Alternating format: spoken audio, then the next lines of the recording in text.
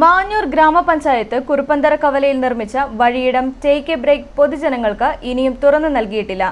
2020-21 പദ്ധതി പ്രകാരമാണ് വഴിയിട വിശ്രമ കേന്ദ്രവും പൊതു ശൗചാലയവും നിർമ്മിച്ചത്.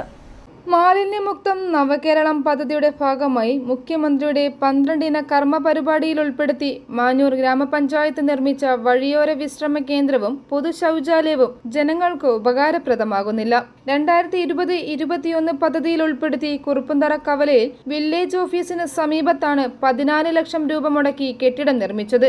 നിർമ്മാണം പൂർത്തീകരിച്ചെങ്കിലും കെട്ടിടം പൊതുജനങ്ങൾക്ക് തുറന്നു നൽകാൻ താമസം നേരിടുന്നത് യാത്രക്കാർക്ക് ബുദ്ധിമുട്ടുകൾ സൃഷ്ടിക്കുകയാണ്. കെട്ടിടത്തിന്റെ പരിസരം കാട് കയറിയ നിലയിലാണ്. കുറുപ്പന്തറ കവലയിൽ എത്തുന്ന യാത്രക്കാർ പ്രാഥമിക ആവശ്യങ്ങൾ നിറവേറ്റാൻ വ്യാപാര സ്ഥാപനങ്ങളെയോ മീറ്ററുകൾക്കപ്പുറേ കുറുപ്പന്തറ ബസ് സ്റ്റാൻഡിലെ കംഫർട്ട് സ്റ്റേഷനിലോ എത്തേണ്ട അവസ്ഥയാണ്. ദിവസവും നൂറുകണക്കിന് ആളുകളാണ് കുറുപ്പന്തറ കവലയിൽ എത്തുന്നത്. കെട്ടിടത്തിന്റെ നിർമ്മാണം പൂർത്തീകരിച്ചു. എന്നിരുന്നാലും കെട്ടിടം തുറന്നു നൽകാൻ കാലതാമസം നേരിടുന്നതിൽ പ്രതിഷേധമുയരുകയാണ്. i4u news, Ettumanoor.